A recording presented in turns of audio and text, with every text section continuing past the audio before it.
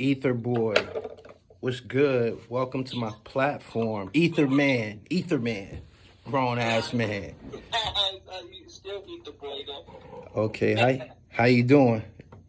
I'm blessed, man. Blessed to be here, man. It's a pleasure to make your acquaintance. Yes. If you tune into me, you watching Gully TV. I got a special guest this evening. He needs no introduction, but I'm going to allow him to introduce himself to kick off this monumental interview. Go ahead, Ron. What up, man? It's your boy Ron Browz, a.k.a. the Eat the Boy, a.k.a. Mr. Pop Champagne. You know what it is. How you doing this evening? Arliss Michaels tried to put us together prior, and I had to get my dribble right. Oh, okay. I'm glad, you gave me the opportunity to conduct this interview this evening. How you doing, though? I'm good, man. I'm just blessed. Right. Happy to be here. Just prior to interviewing you, I interviewed Minnesota from the Money Boss Players, and he was telling a story about, when they came out and the different rap groups that was out in New York City at the time. And he mentioned you as being a part of a group called the Harlem Kids. Uptown Kids. Give me some history on the Uptown Kids. I heard your name in some battles. Like, you was battling niggas and shit in Harlem and shit growing up too, right? Nah. Oh, okay. That was THRU was my artist, so they probably misconstrued that. Okay. All right, go ahead. Give me some history on Well, long story short, when I was about 10 years old, I took a liking into hip hop, and wanted to know how the music was made, and fell in love with, Video Music Box and Crazy Sam and watching these things, and got inspired to write and formed a group called the Uptown Kids, like straight out of elementary school, pretty much. And I'm like 12. And a guy named Libby introduced us to Kevin Chiles. Okay. So we had to go rap. We had to go in his store, the infamous store with the BMW in it. Okay. We had to go rap for Kevin in the back of the store. And this is like, we 12 years old, you know what I'm saying? We have no idea who Kevin is and his magnitude or his influence on the streets at that time either. Okay. We just was young kids, and we rapped for Kev. Kev took a liking to us and basically took us under the wing. We did 2 major videos. We was on the Box. I don't know if you remember the Box. Yeah. Yeah. You got me want to look y'all shit up now, but go ahead. Yeah. We hosted BET, Rap City at one point. And in 94, Kevin gets incarcerated. And when he gets incarcerated, there's some equipment that he had bought, like while we were, around and, doing things. He had bought some equipment that we used to just, mess around with. Mm-hmm. So when he got incarcerated, I speak to him on the phone like, yo, Kev, where's that equipment at? So he points me to, who to go to get the equipment. And that's when I start to self-teach myself how to make beats. So that led into producing, to one day standing outside. Hold on, before I get there, like I'm making beats for, dudes in the hood. I'm producing T-Rex. Hold on for 1 second, Ron, because I need a little detail. All right, you got this equipment on your hands. Was this foreign territory? Was this you stepping out of the role of being an MC and yes. Okay, you stepping behind the boards for the first time. What program were you using? The MPC 60 and a keyboard. Okay. MP 60 and a keyboard. That was the equipment that was left. Okay, so through trial and error, you start playing with hitting buttons. Yes. And I'm start teaching myself how to make beats. And I was intrigued. I always was intrigued at how music sound. My mom's put me in PAL, and then PAL, I learned. I was in drumline. I was in steel band, so I was familiar with sound and drum and stuff like that. So I kind of, incorporated that into what I was doing, as far as learning the MPC and the keyboard and stuff. Okay. So I'm making beats for local artists in the hood. Making some noise.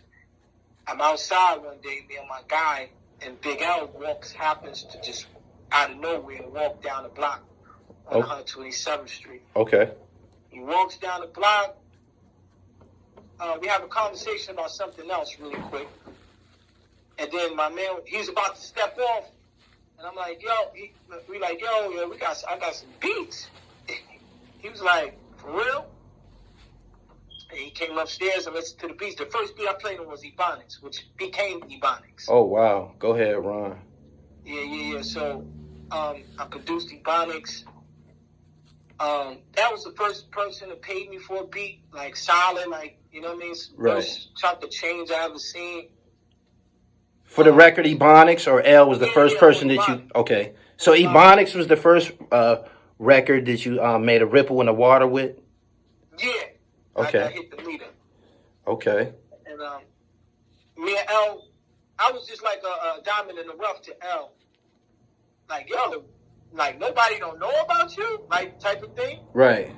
And so we ended up doing like 5 records, like 5 or 6 records. And he's taking me different studios, different home studios. Just, you know, we get to it immediately. Right. So we almost like a half album in. And then I speak to him, last time I speak to him, he was like, yo, you want to go to LA? I was like, yeah, I never been. I ain't traveled at that point in my life. So okay.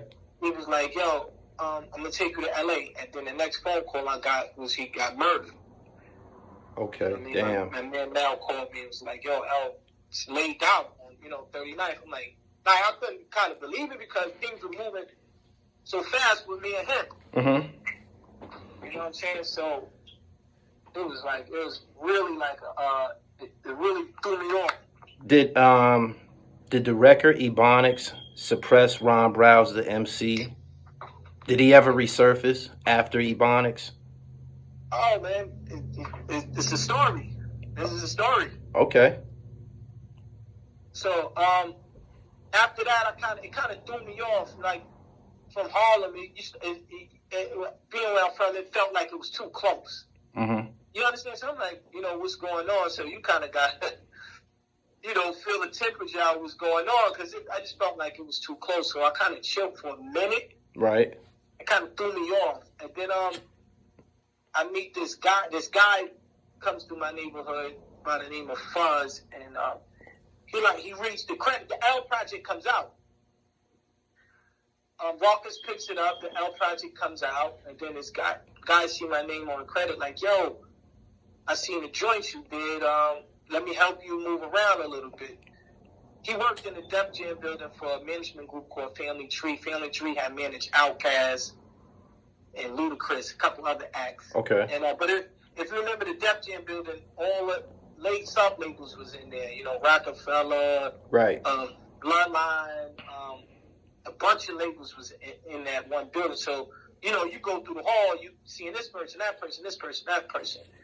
So at that time, you had to have a name. I didn't have a name at that point, so we kind of at this time, Jay-Z does the Summer Jam and does when he put Mobb Deep in them on the Summer Jam screen and diss Nas. Right. So stemming off of that, we get the beat. I'm shopping beats and stuff like that. So we happen to go take the back door and give it to Nas' travel agent because it wasn't like we had a direct contact with Nas. So this young lady was, blessed enough to pass the CD to Nas. Okay. We get a phone call, Nas picked number on the CD, and I'm from Harlem. I'm still on the block. So I'm like, this nigga ain't picked no beat for me. You know what I'm saying? Like, I went in my wildest dreams. I'm like, didn't think I would work with Nas. So I get that phone call happens in the summer of 2001, I believe. Mm-hmm. The winter time comes. I get a call from Nas. Yo, I want you to come to the studio and hear what I did. So I pull up to the studio. I think I'm just going to hear a regular street record. A regular street record, Nas regular record. He plays the record in his ether, and I'm just like, oh man, nigga, you ain't the ether boy. You the golden boy. God damn, that shit happen like that, yo. Yeah. Jesus Christ. responded. Hey, yo, I would have thought that y'all had an in-depth. The cohesion was just. It was like a marriage. I would have thought that y'all had been cooking or you know what I mean? Like, damn it. But rewind it a little bit. While I'm making this noise in the neighborhood, they bring hip hop. Hip hop was Jay-Z A&R. They bring hip hop to my mom's crib. Mm-hmm. I guess hip hop wanted to see it to believe it. Like, who's this dude from Harlem? You know, Grease has making his name for himself at that time. A couple of other producers, but in Harlem, I can't only remember like really Grease making noise Grease. like that. Yeah. So, the funny thing, Grease was on 129. I was on 127. So they bring hip hop to my house. I plays him to eat the beat. He takes. I'm like, yo, give it to Jay-Z, baby. You know what I mean? It never gets to Jay. So fast forward, getting into Nas and then going to the studio, and Nas plays the record, and I'm just like, oh. That's crazy. That's crazy. This is crazy, right? You sent that record to Hove. Yes, Hove could have had to eat the beat. That's real facts. Like, that is super facts.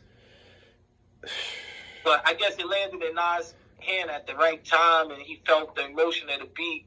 That was just one of those beats I used to play for anybody that came to the crib. Like, you listen to this joint. Because at that time, New York records had to be aggressive. Because, if New York artists was looking for beats and different producers pulling up, your beats had to be, like, sounding like the world is coming to So let me ask you something.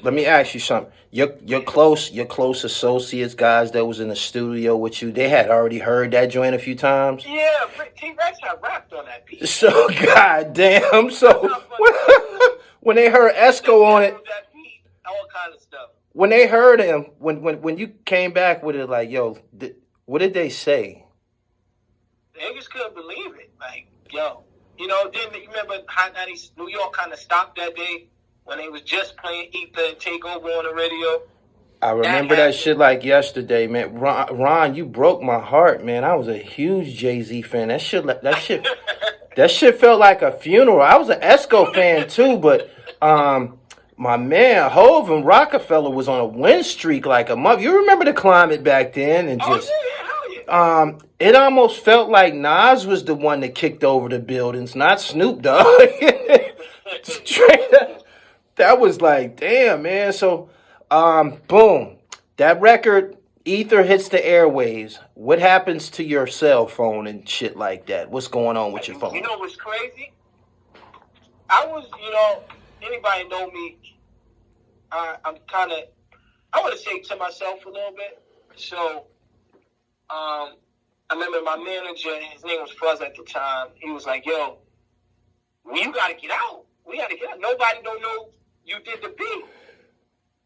So, and at that time, New York clubs was booming and stuff like that. So I just started to go out and start meeting people and running into artists and then like, yo, you the one did that?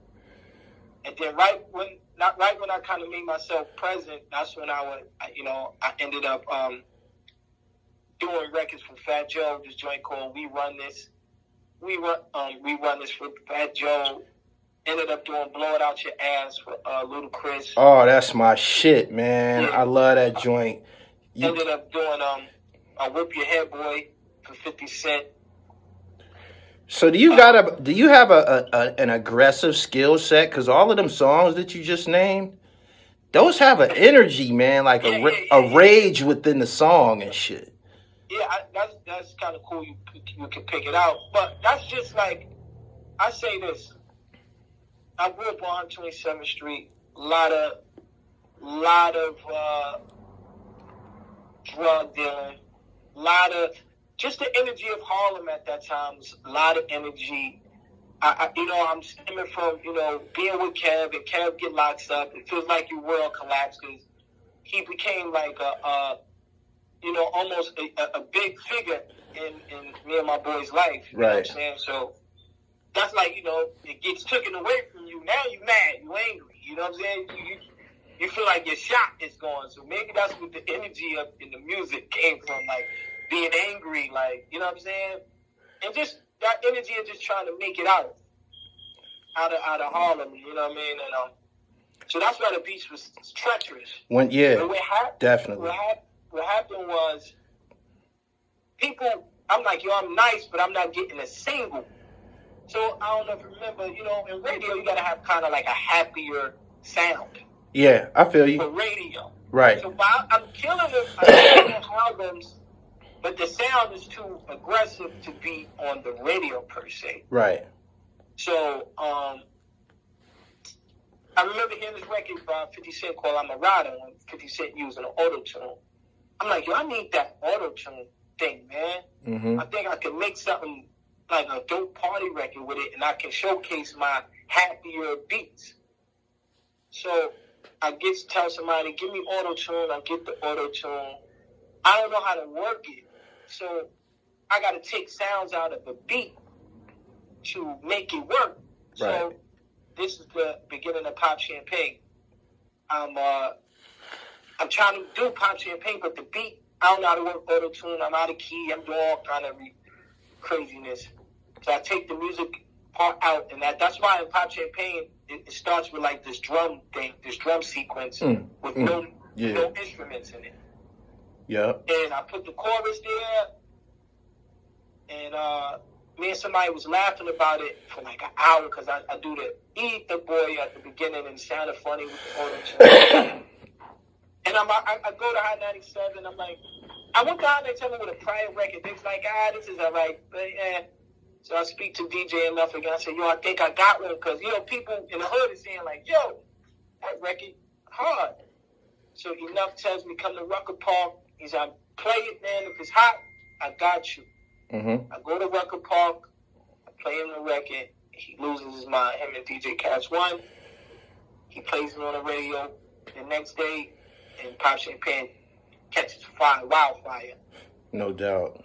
Which brings me back to the artist point. You know what I mean? Now I'm back on the artist side.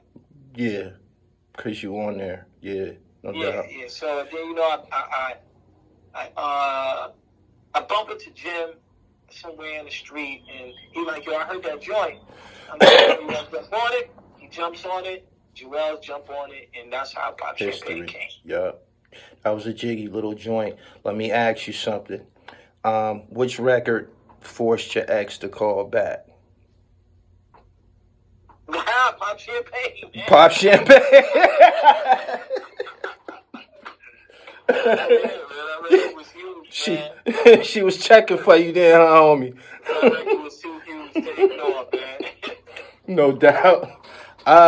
After Ether came out, do you ever see Jay-Z face to face? Of course. I've never met. I've seen. You know what's crazy? I've seen Jay-Z once, but it was like 2 seconds. This is before Ether. I'm in baseline playing Beanie Siegel beats. Mm-hmm. And Beanie is just like, nah. He ain't liking nothing. Right. So I'm like, yo. I know the beats was kind of making it the CD skip. I know Jay-Z came in and was like, yo, you got to turn the beat down a little bit. That's what's making the joint skip. Right. Yeah, he just disappeared. Right. He disappeared. And I never met him. So, you was Ether Boy when he came in there and stuck his head in the... No. Oh, okay. No. They probably wouldn't have let me in the studio.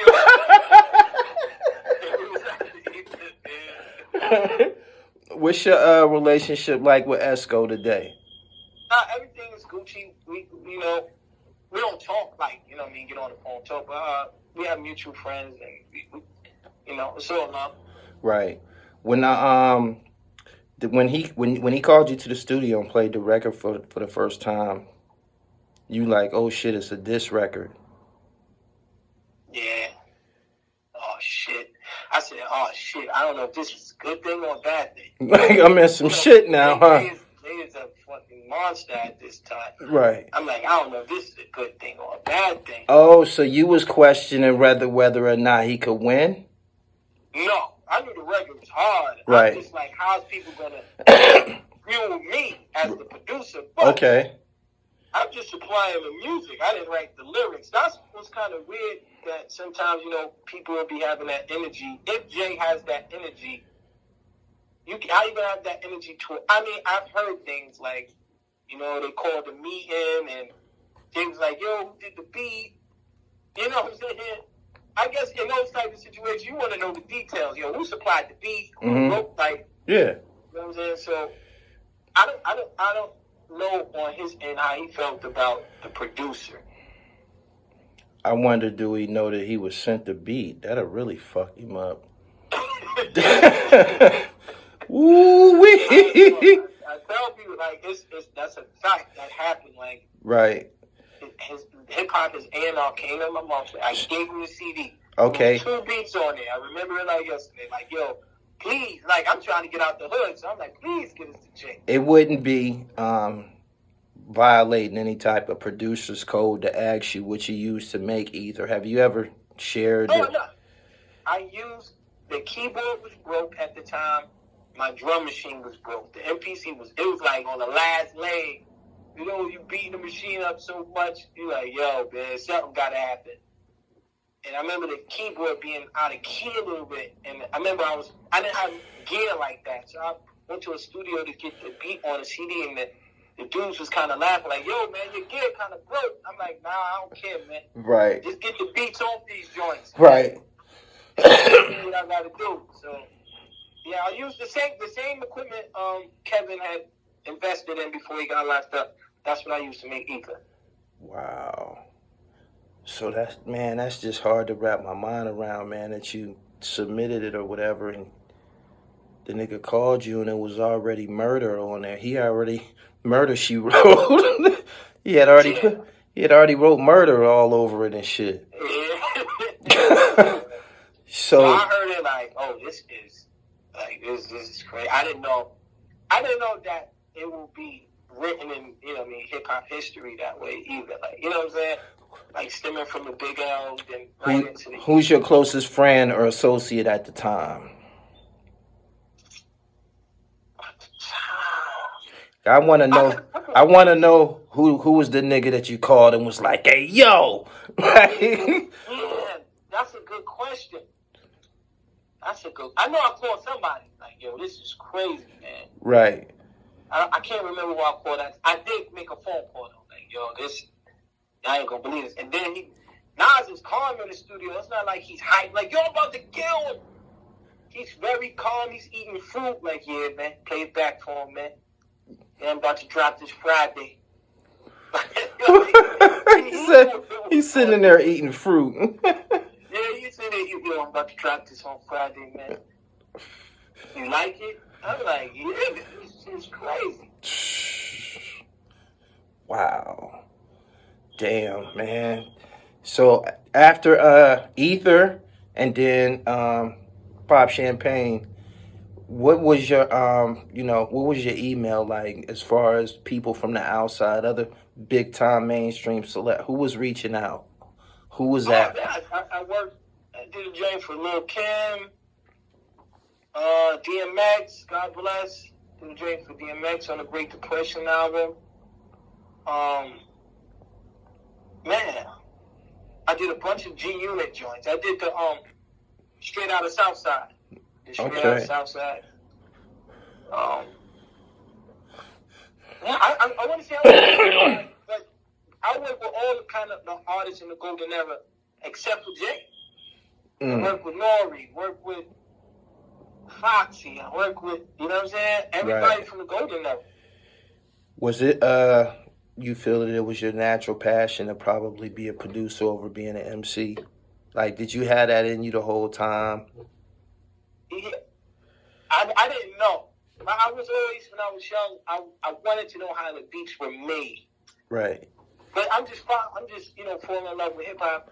So I'm like, yo, I want to write some lyrics, but I also want to know how the beat is made, and then I'm just, we rap for Kev, and then one thing led to another, he gets incarcerated, and then that's when the producer side happens. After you guys rapped for Kevin for the first time, you said y'all didn't really know who he was. How long did it take you to understand who he was?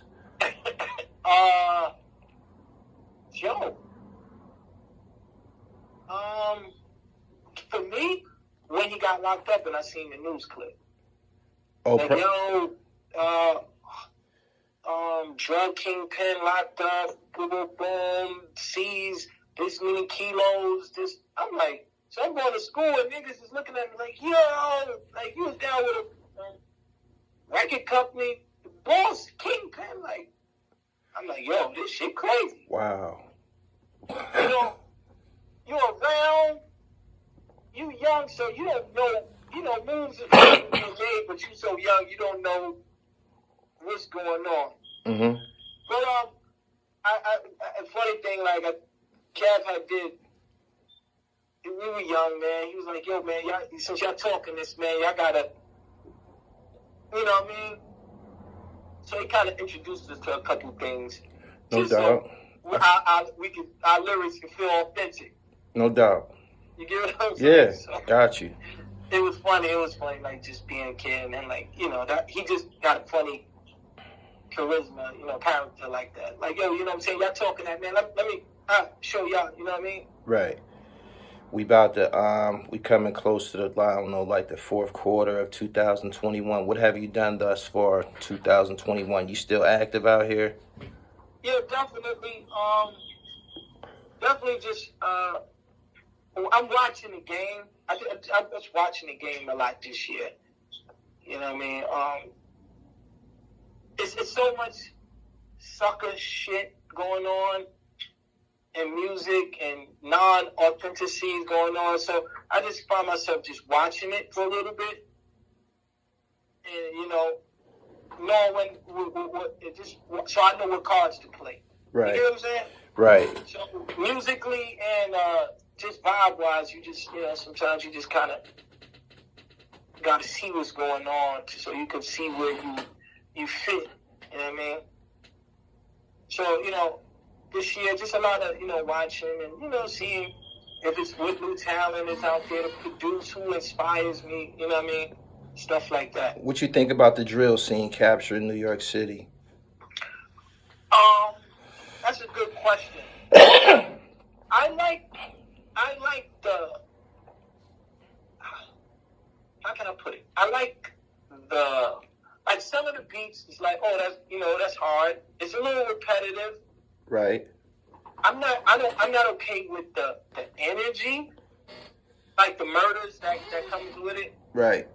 Because that's like it's a lot of that. The lyrics are about dudes that they killed or dudes they wanted, kill and stuff like that. I don't agree with that energy per se. Right. But the creativeness of it, I like the melodies, how some of the guys bounce on the beats. You know what I'm saying? I like that part. I like the creativeness of it. Right. It's cool. I just don't agree with the how some of them feel like that, how they have to be.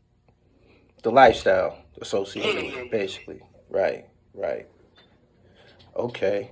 Because hip hop is an art form, so we can get out the hood and help your boys out, give people jobs. You get a big record, you helping everybody out. You know what I'm saying? True. Give people jobs, look out for your family. You start your own record company, going for one record. Out of these guys who want to rise, how could they contact you for some production? You still for hire? Yeah. I'm on the gram, Ron Browz on Instagram. Definitely holler at me if I see something there, some talent, or the bag right, we make it happen. You know what I mean? No doubt. When Ether came out, how fast did your lifestyle change physically? Immediately. He said immediately. You know what? Let me say this. Like I said, people didn't know at first I did it, but then when they got I got a real check. You know what I mean? For Ether. Now I'm learning the business part. Like when L got murdered so fast, right? I was able to learn the business. Like L had went gold, and I ain't have a lawyer, nothing like that. And one of my guys was like, "Yo, Ron, you know he went gold. You got royalties, you got publishing." I'm like, what that was. So when Ether came, I was already seasoned and knew the business. Okay. Was you able? Okay. Was you able to figure out what you needed to decipher in order to retrieve your royalties and shit for Ebonics? Yeah. I got a lawyer, and then everything was handled. You know what I'm saying? Because that album was gold, and it had a lot of heavy hitter producers on there. Like Yeah. Primo, bunch of dudes. So I'm like, oh, okay, gotta get the business right. The beats, I gotta get the business right. No doubt. No doubt. What's your relationship like with T-Rex and Murder Mook these days? Oh, those like my little brothers, man. We all, like, T-Rex was around before I even sold one beat. Mook used to come to my mom's crib. We used to record. They're like my little brothers. I just recently did a joint called God Tier. That's on YouTube. A lot of people love that record. Oh yeah. What happened to the T-Rex version of Ether? Is it gone forever? Yo, I be looking for it. I think one day it's on a tape somewhere. So every once in a while, I go through my stuff. I try and look for it. I know I got it. I look for it all the time. So super exclusive. Super exclusive. Yeah. Ron, I appreciate you stopping through on this September 11th. Where were you at on September 11th, Ron? I was in Mama Love crib. I just remember things going up in smoke, man, watching the news. I definitely was uptown Harlem. Yeah, real terrible time. Rest in peace to everybody and all the lives lost. They lost over 400 first responders, firefighters, and police officers. That was crazy. Emergency workers, over 400. That was just crazy. Crazy. Yeah, it's crazy.